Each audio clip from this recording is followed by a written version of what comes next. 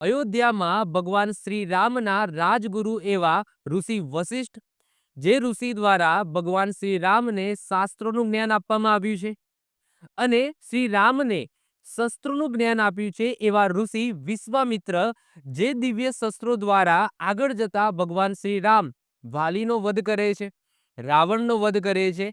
આ બંને ઋષિ એક સમયે એકબીજાના જાની દુશ્મન હતા. ઘણા બધા લોકોને નથી ખબર હોતી કે સાહેબ વિશ્વામિત્ર, જે આપણા સપ્ત ઋષિની અંદર કન્સિડર આપણે કરીએ છીએ, એકચ્યુઅલી વિશ્વામિત્ર ઋષિ એ ઋષિ હોતા જ નથી. એક રાજા હોય છે જે આગળ જતા ઋષિ બને છે, અને એનાથી પણ આગળ જતા તપોબલથી એ સપ્ત ઋષિ બને છે. તો આજે આપણે વાત કરીશું વિશ્વામિત્ર અને વશિષ્ઠની. એવું તો શું થયું હતું કે આ બંને જણા લડી પડ્યા હતા? એવું તો શું કારણ હતું કે એક રાજા, જેમને બધું રાજપાટ છોડીને ઋષિનો રસ્તો અપનાવ્યો અને આગળ જતા સપ્ત ઋષિ બન્યા? તો આ કહાની છે વિશ્વામિત્ર અને ઋષિ વશિષ્ઠની. છેલ્લે મેં ભગવાન પરશુરામ ઉપર એક વિડીયો બનાવ્યો હતો, જેના નીચે ઘણા બધા સ્ટુડન્ટ છે એ કોમેન્ટ કરતા હતા કે સર, આ બધી વસ્તુ અમારી એક્ઝામમાં ક્યાં પૂછાશે? તો સાહેબ, આ તમારી એક્ઝામ માટે હું નથી લેક્ચર લેતો. એના માટે હું હિસ્ટ્રીના લેક્ચર લઉં છું, જીઓગ્રાફીના લેક્ચર લઉં છું, મેથ્સ રિઝનિંગના લેક્ચર લઉં છું. આ હું તમારા ધર્મ વિશે તમને કહી રહ્યો છું. તમારા ધર્મની અંદર અમુક એવી બાબતો જેનાથી તમે અજાણ છો, એ બાબતો હું તમને શીખવાડું છું, તમારા સામે પ્રસ્તુત કરું છું. તો જે માત્ર ને માત્ર બસ નોકરી ખાતર જ પોતે આમ ભણતા હોય, આ લેક્ચર જોતા હોય, તો એના માટે તો મેં લેક્ચર મૂકેલા છે. પરંતુ પોતે પોતાના જીવન માટે કંઈક કરવા માંગતા હોય, પોતાના ધર્મ વિશે કંઈક સમજવા માંગતા હોય, તો એમના માટે હું આ બધા વિડીયો લઈને આવું છું, જેનાથી તમે કંઈક સમજી શકો. તો જેને પણ આ ધર્મ વિશે, પોતાના ધર્મ વિશે કંઈક જાણવાની ઈચ્છા હોય, તો એ જ લોકો આ વિડીયો તમે જોઈ શકો છો. ઓકે, તો આજે આપણે વાત કરવાની છે વશિષ્ઠ અને વિશ્વામિત્ર ઋષિ વિશે. સૌથી પહેલા તો આપણે સમજીએ કે વશિષ્ઠ ઋષિ એ ક્યાંથી આવ્યા અને વિશ્વામિત્ર ઋષિ છે એ ક્યાંથી આવે. તમને ખબર જ છે કે આપણા બ્રહ્માજી, આ બ્રહ્માજીના મનથી 10 માનસ પુત્રોનો જન્મ થાય છે, એમના મન દ્વારા ઉત્પન્ન થાય છે, જેને આપણે માનસ પુત્રો કહીએ છીએ, જે આગળ જતા પ્રજાપતિ કહેવાયા.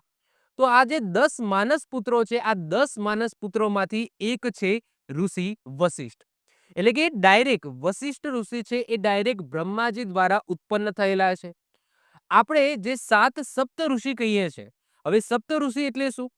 કે એવા વ્યક્તિઓ જે ઋષિ બન્યા અથવા તો ઋષિ હતા, જેમને જનકલ્યાણ માટે સારા કાર્યો કર્યા, તો એવા ઋષિઓને સપ્ત ઋષિ કન્સિડર કરવામાં આવે છે, એમને સપ્ત ઋષિ કહેવામાં આવે છે. જો આ ઋષિ, મહર્ષિ, રાજઋષિ, સપ્ત ઋષિ, મતલબ કે અલગ અલગ સ્ટેજ હોય છે ઋષિમાં. એમાં જે સૌથી ઉપરની કેટેગરીમાં જે ઋષિ આવે છે એ આવે છે સપ્ત ઋષિ.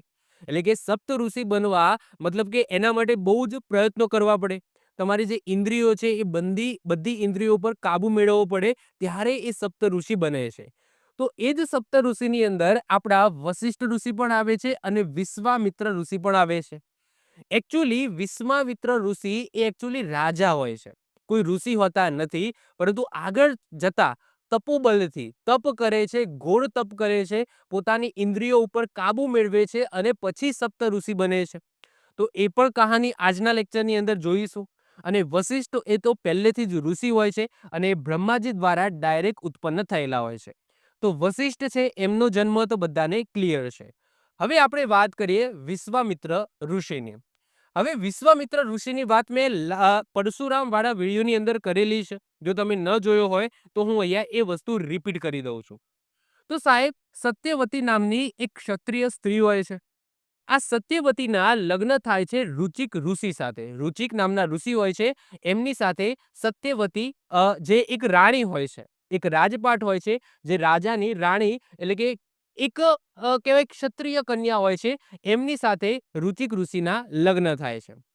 હવે રુચિક ઋષિ છે એ ખુશ થઈ જાય છે એમના મતલબ કે પોતે ક્ષત્રિય પરિવારથી આવે છે, ઋષિ સાથે રહે છે, ઋષિ ધર્મ અપનાવ્યો છે, અને સેવા ભાવથી રુચિક ઋષિ એ ખુશ થઈ જાય છે અને સત્યવતીને વરદાન માગવાનું કહે છે કે ભાઈ, તારે જે વરદાન જોઈએ એ હું તમને કહું છું કે તમારે જે વરદાન જોઈએ હું આપવા તૈયાર છું. તો સત્યવતી છે એ 2 પુત્રોની માગણી કરે છે. મતલબ કે એક પોતાનો પુત્ર અને પોતાની માતાનો પુત્ર. એટલે કે એકચ્યુઅલી હોય છે એવું કે સત્યવતીનો કોઈ ભાઈ હોતો નથી. એટલે કે સત્યવતીના માતા-પિતા અને એમની એક જ છોકરી હોય છે સત્યવતી. તો હવે માતા-પિતા મતલબ કે જે રાજા હોય છે, રાજપાટ ચલાવતા હોય છે એમના પિતાજી. એમનું આખું રાજવંશ ચાલતું હોય છે. પરંતુ એમને માત્ર ને માત્ર એક પુત્રી હોય છે જેનું નામ સત્યવતી હોય છે, જેના લગ્ન રુચિક ઋષિ સાથે થઈ ગયા હોય છે. અને રુચિક ઋષિ છે એ સત્યવતીને વરદાન માંગવાનું કહે છે. સત્યવતી કહે છે કે મારે એક આપણા પરિવાર માટે મતલબ કે આપણો રાજવંશ આગળ ચાલે એ માટે એક ઋષિ જેવો પુત્ર જોઈએ છે, મતલબ કે જેમાં ઋષિના ગુણધર્મો હોય. એટલે કે ઓબ્વિયસલી હવે એ ઋષિના વંશની અંદર આવી ગઈ તો પોતાનો પુત્ર પણ ઓબ્વિયસલી એ ઋષિ બને એવી જ એમની માનતા હોય. તો એક પુત્ર મારે ઋષિ જેવો જોઈએ છે અને બીજો પુત્ર હું મારી માતા માટે માંગુ છું. એટલે કે મારો ભાઈ મને મતલબ મારો ભાઈ જોઈએ છે. એટલે કે મારી માતાને પણ એક પુત્ર થાય, એક સંતાન થાય, જે મારા માતા-પિતાનું રાજપાટ છે એ આગળ ચલાવે. તો રુચિક ઋષિ શું કરે છે? 2 પ્રસાદ આપે છે. 2 પ્રસાદમાં એક પ્રસાદ જો કોઈ સ્ત્રી ખાશે તો એનાથી પુત્ર થશે તો એની અંદર ઋષિના ગુણ હશે. અને બીજો એક પ્રસાદ તૈયાર કરે છે અને એ પ્રસાદ જો કોઈ સ્ત્રી ખાશે તો એનાથી જે પુત્ર થશે એની અંદર ક્ષત્રિયના ગુણ હશે. તો ઓબ્વિયસલી જેની અંદર ઋષિના ગુણ હોય એવો જે પ્રસાદ છે એ સત્યવતીને ખાવાનો હોય છે, કારણ કે હવે એમને ઋષિ જેવો પુત્ર જોઈતો હોય છે. અને જે બીજો પ્રસાદ હોય છે, જે પ્રસાદ ખાવાથી ક્ષત્રિયના ગુણ આવે એવો પુત્ર થાય, તો એ કોને ખાવાનો હોય છે? તો સત્યવતીની માતાને ખાવાનો હોય છે, જેનાથી એક પુત્ર થાય જેની અંદર ક્ષત્રિયના ગુણ હોય. કારણ કે આમને ઋષિ જેવો પુત્રની શું જરૂર છે? કારણ કે એમને તો રાજપાટ ચલાવવાનું છે, તો એવો પુત્ર જોઈએ જે ક્ષત્રિય હોય. હવે થાય છે એવું કે જે પ્રસાદ છે એ પ્રસાદની અદલા બદલી થઈ જાય છે. એટલે કે સત્યવતી એવો પ્રસાદ ખાઈ લે છે જેનાથી ક્ષત્રિય જેવો પુત્ર આવે અને સત્યવતીની માતા છે એ એવો પ્રસાદ ખાઈ લે છે જેનાથી બ્રાહ્મણ જેવો પુત્ર આવે. હવે આ વિધાન છે એ બદલી શકવાનું નથી. મતલબ કે જે વરદાન મળેલું છે, જે પ્રસાદની અંદર જે ગુણો છે એ રુચિક દ્વારા જે મુકાઈ ગયા છે એ તો મુકાઈ ગયા છે. તો એમની આ જે વસ્તુની વાત છે એ કોને થાય છે? સાહેબ રુચિક ઋષિને થાય છે. તો રુચિક ઋષિ છે ગુસ્સે થઈ જાય છે કે આવી ભૂલ કઈ રીતના થાય? હવે જે વિધિનું વિધાન છે એ તો બદલાવાનું નથી. તો સત્યવતી છે કે છે પોતાના પતિને કે કંઈક તો કરો, કંઈક તો એવું હશે જેનાથી આ વસ્તુ બદલાઈ શકે. તો કે ના, આવું તો હવે બદલાશે નહીં. જે રીતના મેં પ્રસાદ આપ્યો છે એ વસ્તુ તો બનવાની જ છે. પરંતુ હા, હું તને એક વરદાન આપું છું કે તારો પુત્ર છે એ ઋષિ બનશે, પરંતુ તારા પુત્રનો પુત્ર છે એ ઋષિ નહીં બને. કારણ કે તે જે પ્રસાદ ખાધો છે એમાં ક્ષત્રિયના પુત્રના ગુણો છે.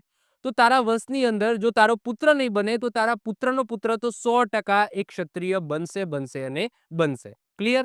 જ્યારે એક બાજુ તમે જુઓ કે સત્યવતીની માતા જેમને શું ખાધો છે? એવો પ્રસાદ ખાઈ લીધો છે કે જેમાં એકચ્યુઅલી ક્ષત્રિયના ગુણવાળો પુત્ર જોઈતો હતો, પરંતુ ઋષિના ગુણવાળા પુત્ર થાય એવો પ્રસાદ ખાઈ લીધો છે. તો એમને પુત્ર થાય છે, એમની માતા સત્યવતીની માતાને એક પુત્ર થાય છે જેનું નામ હોય છે કૌશિક. કૌશિક નામ પાડવામાં આવે છે, જે આગળ જતા આખા વિશ્વને જીતી લે છે, એટલા માટે વિશ્વરથ એવું પણ નામ પડે છે. જે શું થશે? સત્યવતીનો ઓબ્વિયસલી ભાઈ થશે. અને આગળ જતા આ જ કૌશિક અને વિશ્વરથ છે એ શું બને છે? વિશ્વામિત્ર બને છે. એટલે કે વિશ્વામિત્ર ઋષિ એ શરૂઆતમાં શું હોય છે? રાજા હોય છે, એક ક્ષત્રિય હોય છે અને એ આગળ જતા પછી એ વિશ્વામિત્ર બને છે. પરંતુ રાજામાંથી વિશ્વામિત્ર કઈ રીતના બને છે એ સ્ટોરી જાણવા જેવી છે, એ આપણે સમજવાની છે. આ બાજુ વાત કરીએ કે સત્યવતી જેમને ઋષિ જેવો પુત્ર જોઈતો હતો, પરંતુ ખાઈ લે છે કેવો? ક્ષત્રિય જેવો પુત્ર થાય એવું ખાઈ લે છે પ્રસાદ. તો આગળ જતા સત્યવતી અને રુચિક એમનો પુત્ર થાય છે જમદગ્નિ, જે સપ્ત ઋષિની અંદર ગણવામાં આવે છે. આ જમદગ્નિના લગ્ન રેણુકા સાથે થાય છે અને એમનો પુત્ર થાય છે, જેમાં 5 પુત્રો હોય છે, જેમાં એકનું નામ રામ હોય છે અને બીજા 4 ભાઈઓ હોય છે. આ એ જ રામ જે આગળ જતા શિવજીની તપસ્યા કરે છે અને શિવજી દ્વારા પરશુ આપવામાં આવે છે, કુલ્હાડી આપવામાં આવે છે, એટલા માટે રામ બની જાય છે પરશુરામ. તો પરશુરામ તમને ખબર જ છે, જેની સ્ટોરી આપણે લાસ્ટ લેક્ચરમાં કવર કરી હતી. તો પરશુરામ જેની અંદર હોય છે પોતે બ્રાહ્મણનો જ પુત્ર હોય છે, પરંતુ એમની અંદર ક્ષત્રિયના ગુણ હોય છે.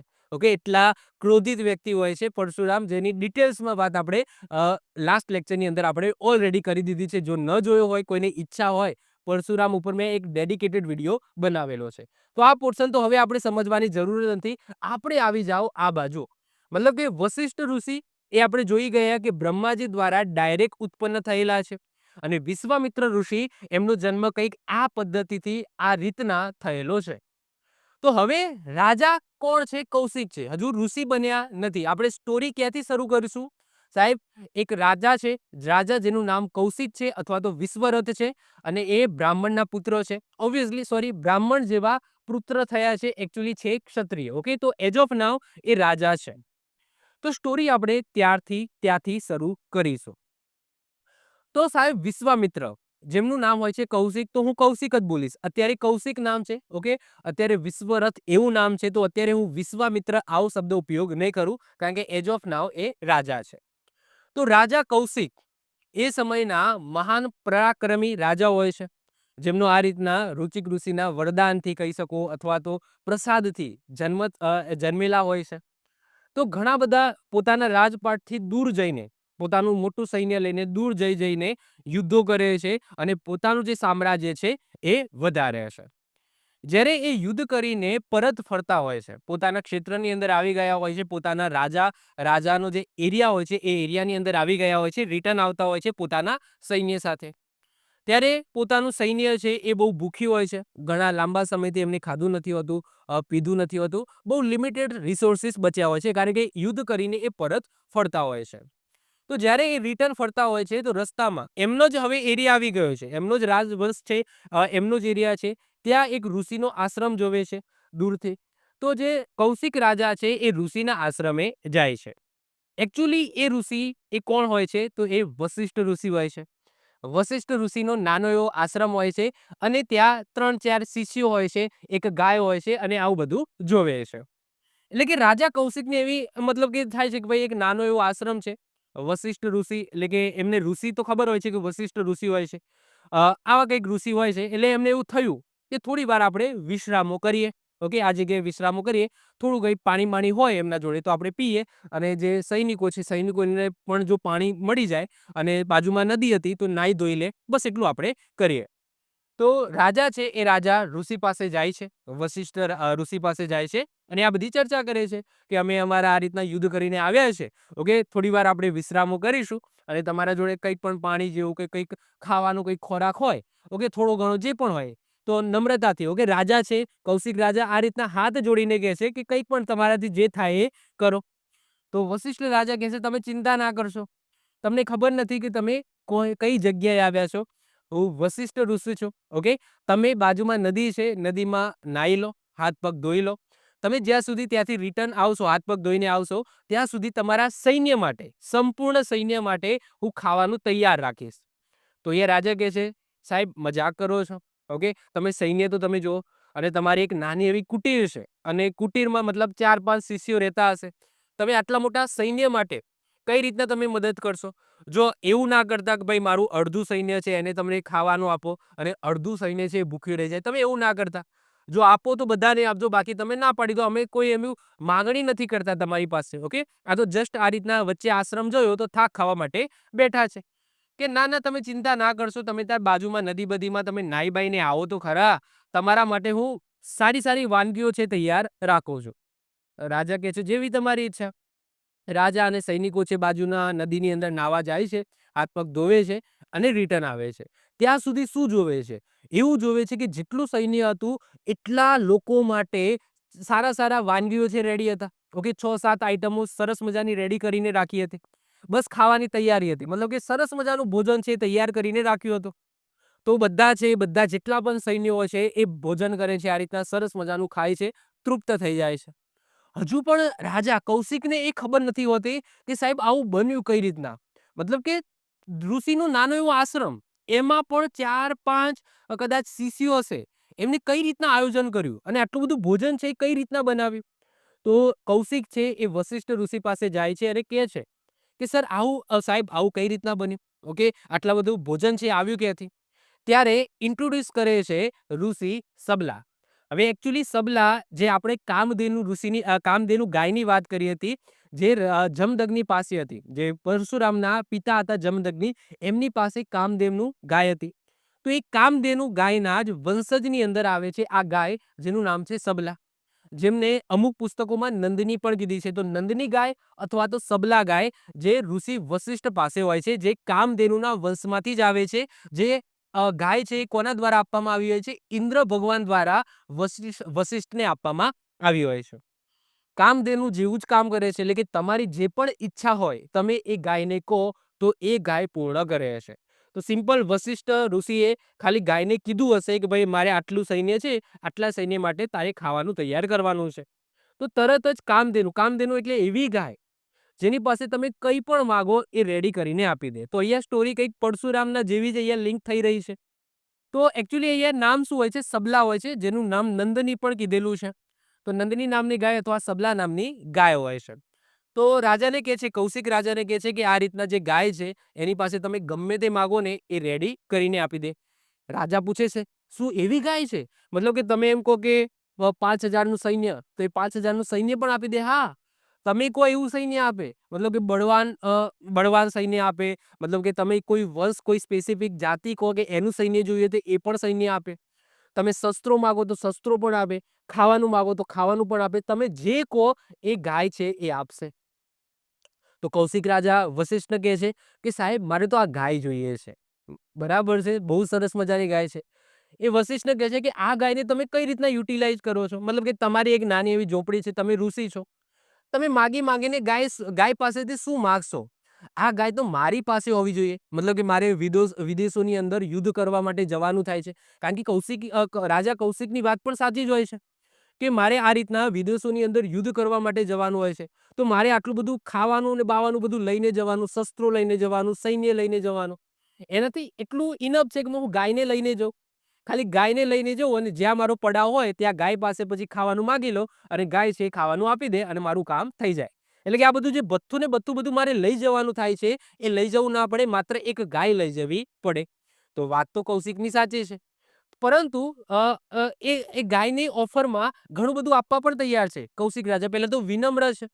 વિનમ્રથી કહે છે કે ઋષિજી, તમને આ ગાયના બદલામાં 1,000 ગાય આપું, 10,000 ગાય આપું, 1,00,000 ગાય આપું. તમારે જોઈતી હોય તો સોનાની મહોરો આપું, ચાંદીની મહોરો આપું. તમે જે કહો એ હું આપવા તૈયાર છું. મને ખાલી આ ગાય તમે આપી દો. તો વશિષ્ઠ ઋષિ છે એ પણ વિનમ્રતાથી કહે છે કે આ જે ગાય છે એ ગાયને હું ઓન નથી કરતો. મતલબ કે આ ગાયનો હું માલિક નથી.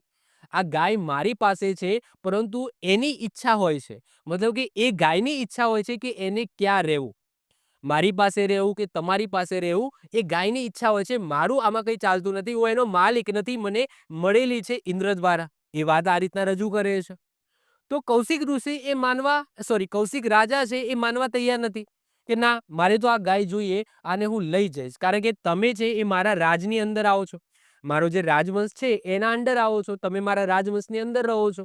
તો આ રાજવંશની અંદર જેટલી પણ વસ્તુ છે એ બધી મારી જ છે. હું રાજા જ છું, આ એરિયાનો હું રાજા છું. તો એ શું કરે છે? તો આ જે ગાય છે, આ ગાયને સૈનિકોને આદેશ આપે છે કે આ જે ગાય છે એને આપણી સાથે લઈ લો. હવે ઋષિ છે, ઋષિનો ધર્મ મતલબ કે આ સપ્ત ઋષિની અંદર આવે છે અને બ્રહ્માજીના માનસ પુત્રો છે. તો લડવું એ આમના શરીરમાં નથી, મતલબ કે એમના લોહીમાં નથી કે એ લડે.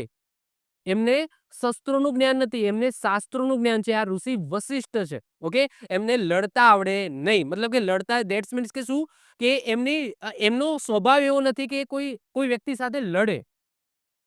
તો આ રીતના જબરજસ્તી લઈ જવાનો ટ્રાય કરે છે. ત્યારે આ જે સબલા અથવા તો જે નંદીની ગાય છે એ વશિષ્ઠ પાસે આવે છે અને કહે છે કે સાહેબ તમે કશું નહીં કરો. મતલબ કે આ જે રાજા છે એ મને આ રીતના જબરજસ્તી લઈ જાય છે. સાહેબ તમે કંઈ નહીં કરો. તો એક ઋષિ કહેશે કે ઋષિ કહે છે, લડવું એ મારો સ્વભાવ નથી. પરંતુ હા, તારામાં એટલી શક્તિ છે કે તારે જો ન જવું હોય તો તારા શરીરમાંથી તું સૈન્ય છે આ સૈન્ય પેદા કર અને લડ આ સામે. આ મતલબ કે આ જે રાજા આવ્યો છે કૌશિક તને લેવા, એની સામે લડ. તો નંદની ગાય, સબલા ગાય, જેને જવું નથી હોતું, એને રહેવું ક્યાં હોય છે? વશિષ્ઠ ઋષિ પાસે રહેવું હોય છે. તો એ પોતાના શરીરમાંથી શું કરે છે? તો સૈન્ય છે એ ઉત્પન્ન કરવાનું શરૂ કરે છે. અને એ સૈન્ય જે આગળ કૌશિક રાજા હોય છે, એ કૌશિક રાજાના સૈન્યનો વિધ્વંસ કરી નાખે છે. અલગ-અલગ જાતના, અલગ-અલગ ટાઈપના, અલગ-અલગ જાતિના સૈન્ય છે એ પેદા કરે છે. અલગ-અલગ ટેકનોલોજીના શસ્ત્રો હોય એ પેદા કરે છે. અને જે મોટું સૈન્ય લઈને આવ્યો છે કૌશિક, એ સૈન્યનો વિનાશ કરી નાખે છે. હવે સાહેબ જે કૌશિક રાજા હોય છે, કૌશિક રાજા એ સમયનો સૌથી મહાન, સૌથી મોટો રાજા હોય છે. અને કહેવાય છે પોતાના 100 પુત્રો સાથે આવેલો હોય છે. અને આ યુદ્ધની અંદર પોતાના 99 પુત્રો છે એ માર્યા જાય છે. એક જ પુત્ર બચે છે. એક પુત્ર અને એક કૌશિક રાજા, બે જ બચે છે. તો હવે કૌશિક રાજાને એવું થાય છે, બસ મતલબ કે એનો ઈગો હર્ટ થઈ જાય છે કે મારે આ જે ઋષિ છે, મતલબ કે આ બધું શું કામનું? મતલબ કે આટલા બધા હું શસ્ત્રો શાસ્ત્રોનું મને જ્ઞાન છે, અને આ ઋષિ માત્ર ખાલી એને કદાચ મંત્રો આવડતા હશે, એને મને પરાજય કરી દીધો. ઈગો હર્ટ થઈ જાય છે. તો એ નક્કી કરે છે કે હું આ જે ઋષિ છે ને, વશિષ્ઠ ઋષિ, એનાથી પણ એને હું હરાઈને જ રહીશ. બસ મારું હવે જીવનનું એક જ લક્ષ્ય છે, આ વશિષ્ઠ ઋષિને હરાવવું. બસ બીજું બધું મારું કંઈ જોતું નથી. તો એ શું કરે છે? પોતાનો એક પુત્ર બચ્યો હોય છે, એને કહે છે કે ભાઈ તું હવે રાજપાટ સંભાળ પાછો જઈને. હું જઉં છું તપ કરવા માટે, અને તપ કરીને વિદ્યા પ્રાપ્ત કરીશ, અને એ વિદ્યાથી આ જે ઋષિ છે, વશિષ્ઠ ઋષિ છે, એને હું હરાવીશ. તો જે કૌશિક રાજા હોય છે, એ ક્યાં જાય છે? કૌશિક રાજા તપ કરવા માટે જતા રહે છે. કોનું તપ કરે છે? કોની તપસ્યા કરે છે? શિવજીની તપસ્યા કરે છે. ઘોર તપસ્યા કરે છે. 1000 વર્ષ સુધી તપસ્યા કરે છે. એ વખતે 1000 વર્ષ કંઈ નથી કહેવાતો. ઓકે, એ સમય એવો હતો. અત્યારે 1000 વર્ષ તો કોઈ નથી જીવવાનું, પરંતુ એ સમય એવો હતો. તો 1000 વર્ષ તપ કરે છે, અને શિવજી છે એ પ્રસન્ન થાય છે. શિવજી પ્રસન્ન થાય છે, અને શિવજી પ્રસન્ન થાય છે ત્યારે જે કૌશિક રાજા છે એ શું માગે છે? એવું વરદાન માગે છે કે સાહેબ, દેવો, દાનવો, ગંધર્વો, કિન્નરો, રાક્ષસો, આ બધા જોડે જે શસ્ત્રો છે ને, એ બધા શસ્ત્રોનું જ્ઞાન મને મળે. સાથે સાથે ઉપનિષદ અને જેટલા પણ ગ્રંથો છે, એ બધા જ ગ્રંથોનું જ્ઞાન મળે. તો આવું વરદાન છે એ ઋષિ જે કૌશિક છે એ ભગવાન શિવજી પાસે માગે છે. જેમાં ઘણા બધા દિવ્ય અસ્ત્રો હોય છે, જેમાં પિનાકા હોય છે, પશુપાતાશ હોય છે, બીજા ઘણા બધા દિવ્ય અસ્ત્રો હોય છે. એનું જ્ઞાન છે એ શિવજી દ્વારા એ મેળવે છે. સીધો ક્યાં પહોંચી જાય છે? સાહેબ, સીધો પહોંચી જાય છે, જેવું વરદાન મળે છે એ સીધો પહોંચી જાય છે ઋષિ વશિષ્ઠના આશ્રમે. અને આશ્રમમાં જઈને જેટલા પણ દિવ્યો અસ્ત્રોનું જ્ઞાન મેળવ્યું હોય છે, શિવજી દ્વારા જે વરદાનમાં જેટલા પણ દિવ્યાસ્ત્રો મળ્યા હોય છે, એ બધાનો પ્રહાર કરવાનું શરૂ કરી દેશે. કશું જ નહીં, એકલો જાય છે. હવે સૈન્ય બૈન્ય લઈને નથી જતો, કારણ કે પોતાના જોડે શિવજી દ્વારા આપવામાં આવેલા બધા શસ્ત્રો છે. શસ્ત્રો લઈ જઈને સીધું મંડી જ પડે છે. ઓકે, તો શું થાય છે? જે ઋષિ વશિષ્ઠ હોય છે, એમનું જે ઝૂંપડી હોય છે, એમના જે બીજા ઋષિઓ રહેતા હોય છે, એની આજુબાજુ જે ઝૂંપડી હોય છે, એને તહેસ નહેસ કરી નાખે છે.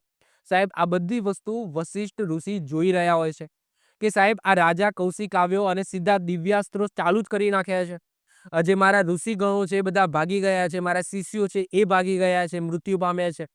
એમના જે પુત્રો હોય છે વશિષ્ઠના, એ મૃત્યુ પામ્યા છે. અને જે ઝૂંપડીઓ છે એ તહેસ નહેસ થઈ ગઈ છે. તો અહીંયા છે વશિષ્ઠ જે ઋષિ છે, એમને ક્રોધ આવી જાય છે. ઓકે, ગુસ્સો આવી જાય છે. અને હવે સામસામે ઊભા છે વશિષ્ઠ છે અને વિશ્વામિત્ર. આ વિશ્વામિત્ર જ છે હવે તો. ઓકે, તો વિશ્વામિત્ર અને વશિષ્ઠ સામસામે ઊભા છે. વિશ્વામિત્ર એ દિવ્યાસ્ત્રોનો પ્રહાર ચાલુ કરે છે વશિષ્ઠ ઋષિ ઉપર. સાહેબ, વશિષ્ઠ ઋષિ એ ઋષિ હોય છે, એમના જોડે કોઈ શસ્ત્રનું જ્ઞાન હોતું નથી. એમના પાસે માત્ર એક જ શસ્ત્ર હોય છે, એ હોય છે બ્રહ્મદંડ. જે બધા ઋષિ પાસે તમને જોવા મળશે. બ્રહ્મદંડ કહીએ છીએ ને, જેના ઉપર આ રીતના હાથ મૂકીને પછી એ ઋષિ છે તપસ્યા કરતા હોય છે. તો એ બ્રહ્મદંડ, માત્ર એક જ શસ્ત્ર હોય છે, બ્રહ્મદંડ. તો અહીંયા દિવ્યાસ્ત્રો છે એનો પ્રહાર શરૂ કરે છે. આ બધા દિવ્યાસ્ત્રો આ બ્રહ્મદંડની અંદર સમાઈ જાય છે. સાહેબ, આવું કેમ થયું? અહીંયા વશિષ્ઠ ઋષિ છે, એમના જોડે કોઈ શસ્ત્રોનું જ્ઞાન નથી. કયું શસ્ત્ર આવે છે એમને કંઈ જ ખબર નથી પડતી. માત્ર એમને પોતાનો બ્રહ્મદંડ છે એ આ રીતના રાખેલું છે, અને દુનિયાના બધા જ જે શસ્ત્રો, દિવ્યાસ્ત્રો છે, એ બધા એ બ્રહ્મદંડની અંદર સમાઈ જાય છે. સાહેબ, આ છે તપોબલ. કૌશિકને ખબર પડે છે કે આને તપોબલ કહેવામાં આવે. ઓકે, જે તપસ્યાથી અર્જિત થાય છે. તો મતલબ કે હવે વિશ્વામિત્ર છે એ ગુસ્સે થઈ જાય છે કે મારું આ જે 1000 વર્ષ મેં તપસ્યા કરી, શિવજી દ્વારા આ રીતના મને દિવ્ય અસ્ત્રોનું જ્ઞાન મળ્યું, એ બધું વ્યર્થ ગયું. બધા શસ્ત્રો એ આ ખાલી એક નાની ડંકી, લાકડાની ડંકી છે, એની અંદર સમાઈ ગયા. તો એ તો ગુસ્સે થઈ જાય છે. હવે એ પ્રણ લઈ લે છે કે હવે હું શિવજીની તપસ્યા કરીશ નહીં. મને શું ફાયદો થયો? તો એ શું કરે છે? હવે બ્રહ્માજીની તપસ્યા કરવા માટે જતા રહે છે કે હું બ્રહ્માસ્ત્ર છે, કહેવાય છે કે દુનિયાનું સૌથી મોટું અસ્ત્ર એટલે બ્રહ્માસ્ત્ર. હવે હું બ્રહ્માજીની તપસ્યા કરી. એમને એક જ હોય છે, લક્ષ્ય માઇન્ડમાં ફિક્સ જ કરેલું હોય છે, મારે વશિષ્ઠ ઋષિને હરાવવા. તો હવે શિવજીની તપસ્યા છોડીને હવે શું કરે છે? એ બ્રહ્માજીની તપસ્યા કરવા માટે જતા રહે છે. 1000 વર્ષ ફરીથી તપસ્યા કરે છે અને બ્રહ્માજી છે એ પ્રસન્ન થાય છે અને બ્રહ્માજી દ્વારા પૂછવામાં આવે છે કે ભાઈ તારે શું જોઈએ છે?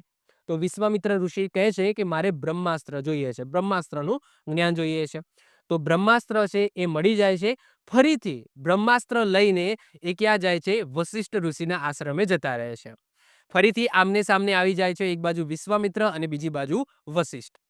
વિશ્વામિત્ર છે એ જે બ્રહ્માસ્ત્ર એમને અર્જિત કરેલું હોય છે, વરદાનથી પ્રાપ્ત કરેલું હોય છે, કશું બોલ્યા આગળ સીધો પ્રહાર કરી નાખે છે. એમના જોડે સામે વશિષ્ઠ ઋષિ હોય છે, એમના જોડે એક જ વસ્તુ હોય છે, એ હોય છે પોતાનો બ્રહ્મદંડ. પોતાનો બ્રહ્મદંડ છે આ રીતના આગળ કરી દે છે. સાહેબ, એ બ્રહ્માસ્ત્ર જે કહેવાય છે દિવ્યાસ્ત્ર, સૌથી મોટું અસ્ત્ર છે દુનિયાનું, એ પણ આની અંદર સમાઈ જાય છે. એમનો બ્રહ્મદંડ છે એ સળગી ઉઠે છે, પરંતુ એ બ્રહ્માસ્ત્ર છે એ કઈ કામ આવતું નથી. હવે જે કૌશિક રાજા છે એને એટલી તો ખબર પડી જાય કે ભાઈ હવે એવા કોઈ શસ્ત્રો બચ્યા જ નથી જેનાથી હું વશિષ્ઠને હરાવી શકું. મતલબથી એને એટલું જ્ઞાન થઈ જાય છે કે સૌથી મોટું બળ એટલે તપોબળ, જે ઋષિ વશિષ્ઠ પાસે છે. મતલબ કે ઋષિ વશિષ્ઠ એ બ્રહ્માજીથી ઉત્પન્ન થયેલા છે અને એમનું જે તપોબળ છે એટલું સ્ટ્રોંગ છે, એમનો ઓરા એટલો સ્ટ્રોંગ છે કે દુનિયાના કોઈ શસ્ત્રો એના ઉપર કામ જ નથી કરતા. મતલબ કે એમને એ તમે જુઓ, જીવન છે એ લોક કલ્યાણ માટે આપી દીધું. માનસ પુત્રો છે એ સપ્ત ઋષિની અંદર ત્યારે કહેવાયા જ્યારે એમને પોતાની બધી ઇન્દ્રિયો પર એમને કાબુ મેળવેલો છે. પોતે જન કલ્યાણ સાથે સંકળાયેલા છે. આ એમનું તપોબળ છે. ઓકે, તો એમને કશું ખોટું નથી કર્યું તો એમનું ખોટું નથી જ થવાનું. ઓકે, ગમે તે કરો. ઓકે, નકર અન્યાય થઈ જશે. તો આ વસ્તુ એ ખબર પડે છે. કોને ખબર પડે છે? સાહેબ, વિશ્વામિત્રને ખબર પડે છે. તો એ એવું કહે છે કે વાંધો નહીં, હજુ તો એમના માઇન્ડમાં એ જ છે કે મારે તો ટૂંકમાં જે વશિષ્ઠ ઋષિ છે એને સમકાલીન એટલે કે એમને જેટલું જ્ઞાન છે એટલું જ્ઞાન મારે જોઈએ છે. મારે એમના જેવી પદવી જોઈએ છે. એટલે કે મારે સપ્ત ઋષિ બનવું છે. બસ, બીજું કશું નહીં. મારે ટૂંકમાં એમને હરાવવા છે. શસ્ત્રોથી નહીં તો હવે હું શું કરીશ? તપ કરીશ અને તપ કરીને હું સપ્ત ઋષિ બનીશ. પ્રણ લઈ લે છે કે ભાઈ હું સપ્ત ઋષિ બનીશ. જે રીતના વશિષ્ઠ સપ્ત ઋષિ છે એવા હું પણ સપ્ત ઋષિ બનીશ. તો એ શરૂ કરી દે છે. ઓકે, એ શું કરે છે? તો એ પોતાના માર્ગે શરૂ થઈ જાય છે. ફરીથી તપ કરવાની શરૂઆત કરી દે છે. તો ફરીથી તપ કરવાની શરૂઆત કરી દે છે. એ હજારો વર્ષ સુધી તપ કરે છે. ફરીથી તપ કરે છે. ફરીથી બ્રહ્માજી છે એ પ્રસન્ન થાય છે. સાહેબ, બ્રહ્માજી પ્રસન્ન થાય છે અને બ્રહ્માજી છે એ આ ઋષિને એટલે કે વિશ્વામિત્ર ઋષિને કહે છે કે આજથી તમે રાજ ઋષિ. ઓકે, અત્યાર સુધી એ રાજા હતા. હવે તપ કરીને એટલું તપ કર્યું, બ્રહ્માજીનું એટલું તપ કર્યું જેનાથી બ્રહ્માજી પ્રસન્ન થાય છે અને એમને રાજ ઋષિ બનાવે છે. એટલે કે રાજ ઋષિનો મતલબ શું? કે એવા રાજા જે આગળ જતા ઋષિ બને છે. તો વિશ્વામિત્ર કહે છે બસ, 1000 વર્ષ તપસ્યા કરી અને મને શું મળ્યું? રાજ ઋષિનું પદ. મારે તો સપ્ત ઋષિ બનવું છે. સપ્ત ઋષિ. હજુ પણ આ રીતના અહંકાર છે, એમના અંદર અહંકાર છે, એટલો ગુસ્સો છે. તો એવું કહે છે કે હું ફરીથી તપ કરીશ. વાંધો નહીં, ચલો આટલી સુધી તો આવી ગયા. ઓકે, ફરીથી તપ કરીશ. તો એ ફરીથી તપ કરવાનું શરૂ કરે છે. ફરીથી તપ કરવાનું શરૂ કરે છે. આ વખતે ઇન્દ્ર ભગવાન જોઈ રહ્યા હોય છે. સાહેબ, આ ઋષિ મારા કંઈક તપ કરે છે અને તપ કરીને એટલી વખત, મતલબ કે 2000-3000 વર્ષ તો એમને તપ કરી દીધું છે. આ ઇન્દ્રનું મારું સ્વર્ગ ના માગી લે. તો એ શું કરે છે? મેનકા, આજે મેનકા જે કહેવાય છે કે મેનકા કન્યા, જે સમુદ્ર મંથન થયું હતું, જ્યારે સમુદ્ર મંથન થયું હતું ત્યાંથી ઉત્પન્ન થયેલી અપ્સરા છે મેનકા. તો ઇન્દ્ર ભગવાન છે એ મોકલે છે કે ભાઈ આજે ઋષિ તપ કરી રહ્યા છે વિશ્વામિત્ર, એમનું તપ છે તારે ભંગ કરવાનું છે. રેડી હોય છે અપ્સરા મેનકા. તો એ જાય છે અને જોવે છે તો ઋષિ, આ ઋષિનો મોઢું જોઈને એ આમ એમનું જે ચમક છે એ જોઈને મોહી જાય છે. સાહેબ, અપ્સરા છે એ મોહી જાય છે. તો જ્યારે વિશ્વામિત્ર ઋષિ તપ કરતા હોય છે તો એની આજુબાજુમાં એ ગીત ગાવાનું શરૂ કરી દે છે. બાજુમાં નદી છે, નદીની અંદર નાહવાનું શરૂ કરી દે છે અને આનો અવાજ સાંભળીને વિશ્વામિત્ર ઋષિ છે એમની આંખો છે એ ખુલી જાય છે. આંખો ખુલે છે તો એ શું જોવે છે કે સરસ મજાની અપ્સરા છે એ એમની સામે આ રીતના નાય છે. એમના પ્રેમની અંદર મોહી જાય છે. તો સાહેબ વિશ્વામિત્ર છે એમને પણ કામ વાસના છે એ જાગે છે અને એ કામ વાસના જાગે છે. સામે જે અપ્સરા છે એમની પણ કામ વાસના હોય છે. એમને પણ ઋષિ છે ગમી ગયા હોય છે. તો બંનેના સંબંધ બંધાય છે.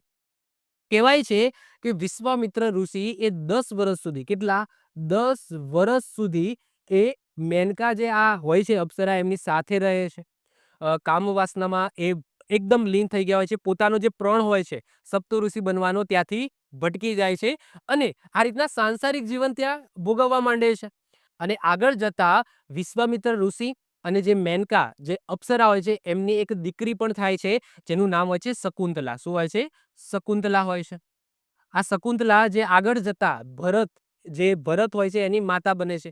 હવે અહીંયા રામ લક્ષ્મણ ભરતવાળા ભરતની વાત થઈ રહી નથી. આ એ ભરત રાજાની વાત થઈ રહી છે જેમના નામ ઉપર આપણું ભારત, આ જે દેશ છે ને એનું નામ પડ્યું. એ ભરત રાજાની વાત થઈ રહી છે જેમની માતા બને છે શકુંતલા. સાહેબ જ્યારે મેનકા છે એ ગર્ભવતી હોય છે ત્યારે એ સમયે એ ઋષિ વિશ્વામિત્રને આ બધી વસ્તુ ખ્યાલ આવે છે કારણ કે ત્યાં સુધી તો એ એમના રૂપની અંદર મોહી ગયા હોય છે. ત્યારે એ સમયે એમને ખ્યાલ આવે છે કે સાહેબ મારો તો કંઈક પ્રણ એવો હતો કે સપ્તઋષિ બનવાનો. જે વશિષ્ઠ ઋષિ છે એને સમકાલીન થવાનો. સમકાલીન ધેટ્સ મીન્સ કે એમની શક્તિઓને બરાબર થવાનો છે. હું મારા આ વસ્તુથી ભટકી ગયો છું. અને એમને ખબર પણ પડી જાય છે કે આ જે મેનકા છે, આ મેનકા નામની જે અપ્સરા છે એ ઇન્દ્ર દ્વારા મોકલવામાં આવી છે અને હું એ ઝાડની અંદર ફસાઈ ગયો છું. આ વસ્તુનું દિવ્ય જ્ઞાન કોને થાય છે? વિશ્વામિત્રને થાય છે. પરંતુ વિશ્વામિત્ર એ મેનકાને શ્રાપ આપતા નથી કારણ કે અહીંયા ભૂલ બંનેની હોય છે. વિશ્વામિત્રની પણ ભૂલ હોય છે કે એ કામ વાસનાની અંદર પોતાની ઇન્દ્રિયો ઉપર કાબુ ન મેળવી શક્યા અને એ કામ વાસનામાં આ રીતના પરોવાઈ ગયા. સાથે સાથે મેનકા છે એમને પણ લવ થઈ જાય છે વિશ્વામિત્ર ઋષિ સાથે અને એના પછી વિશ્વામિત્ર ઋષિ કહે છે કે ભાઈ તું હવે પાછી જતી રહે, ઓકે, સ્વર્ગની અંદર પાછી જતી રહે અને મારું જે ધ્યેય છે સપ્તઋષિ બનવાનું મને એને પૂરું કરવા દે.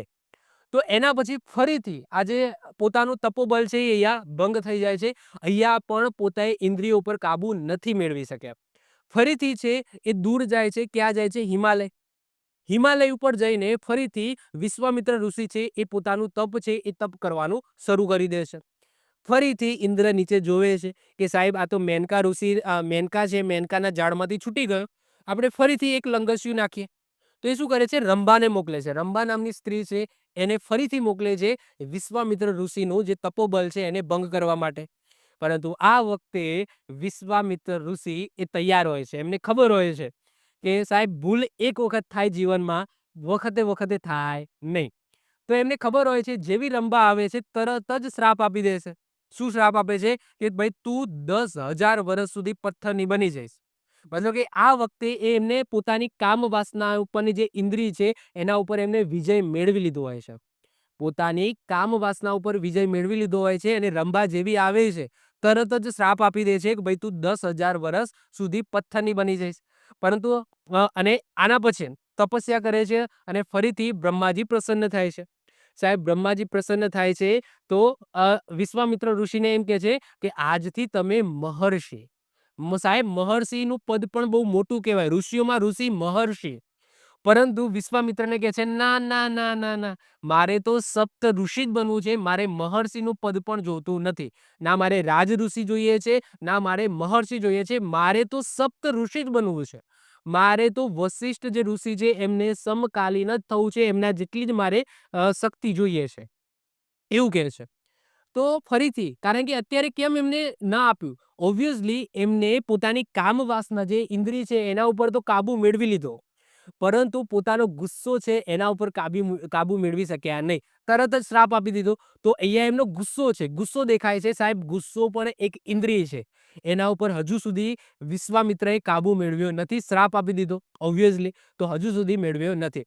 ફરીથી એ આગળ જાય છે અને ફરીથી તપ કરવાનું શરૂ કરે છે અને ધીમે ધીમે આ રીતના વિશ્વામિત્ર પોતાની બધી જ ઇન્દ્રિયો, જેમાં લવ, અને બીજી ઘણી બધી વાસના, લસ્ટ અને ગુસ્સો, એંગ્રીનેસ, આ બધા ઉપર, આ બધી ઇન્દ્રિયો ઉપર કાબુ મેળવે છે અને એના પછી હજારો વર્ષ તપશ્ચર્યા કરી ફરીથી બ્રહ્માજી છે એ પ્રસન્ન થાય છે અને બ્રહ્માજી કહે છે કે આજથી તમે સપ્ત ઋષિની અંદર કન્સિડર કરવામાં આવશો. સાહેબ, સપ્ત ઋષિ બનવું એટલું પણ સહેલું હોતું નથી. આટલી ઘોર તપસ્યા કર્યા પછી સપ્ત ઋષિનું પદ મેળવે છે. સાહેબ, વિશ્વામિત્ર છે, વિશ્વામિત્ર કહે છે કે ના ના ના, તમે તો કહી દીધું કે હું સપ્ત ઋષિની અંદર છું. મારે તો આ વસ્તુ વિશ્વામિત્ર ઋષિ આવીને કહે કે આજથી તમે સપ્ત ઋષિ મારા જેવા, ત્યારે મને ગમશે. તો સાહેબ, એ વશિષ્ઠ ઋષિને બોલાવવામાં આવે છે અને વશિષ્ઠ ઋષિ પણ વિશ્વામિત્ર ઋષિને કહી દે છે કે હા, આજથી તમે મારા જેવા સપ્ત ઋષિ છો. અને ત્યારથી વશિષ્ઠ ઋષિ અને વિશ્વામિત્ર ઋષિ આ બંને ભાઈબંધ થઈ જાય છે, જે પહેલા એકબીજાના દુશ્મન હોય છે, કારણ કે બંને હવે ઇન્દ્રિયો ઉપર કાબુ મેળવી લીધો હોય છે. કોઈનામાં કશું ગુસ્સો કે પ્રેમ ભાવના, બધી પ્રેમ ભાવના જ હોય છે, ગુસ્સો હોતો જ નથી. તો આ રીતના વિશ્વામિત્ર ઋષિ અને વશિષ્ઠ ઋષિ આ રીતના એકબીજાના પછી ભાઈબંધ બની જાય છે. હવે સાહેબ, વિશ્વામિત્ર ઋષિનો રોલ શું છે? આપણા આધ્યાત્મિક તમે રોલ જુઓ તો શું છે? સાહેબ, વશિષ્ઠ ઋષિ દ્વારા માત્ર ને માત્ર શ્રી રામ ભગવાનને કયું જ્ઞાન આપવામાં આવ્યું હતું? શાસ્ત્રોનું જ્ઞાન આપવામાં આવ્યું હતું. પરંતુ સાહેબ, લડતા કોને શીખવાડ્યું? શ્રી રામ ભગવાનને લડતા કોને શીખવાડ્યું? સાહેબ, વિશ્વામિત્ર ઋષિએ શીખવાડ્યું. જે તાડકાનો નાશ, દિવ્યાસ્ત્રો, કારણ કે એમને શિવજી પાસેથી દિવ્યાસ્ત્રોનું જ્ઞાન મેળવ્યું હતું તપોબલથી. આગળ આપણે જોઈ ગયા તો એ બધું જ જ્ઞાન કોણ આપે છે? તો રામ ભગવાનને બધું જ જ્ઞાન વિશ્વામિત્ર ઋષિ આપે છે, કારણ કે વિશ્વામિત્ર ઋષિને જ્ઞાન કોને આપેલું છે? શિવજીએ આપેલું છે. આગળ આપણે જોયું ને, તો એ આગળ જતા બધા જ દિવ્યાસ્ત્રો કોને આપવામાં આવે છે?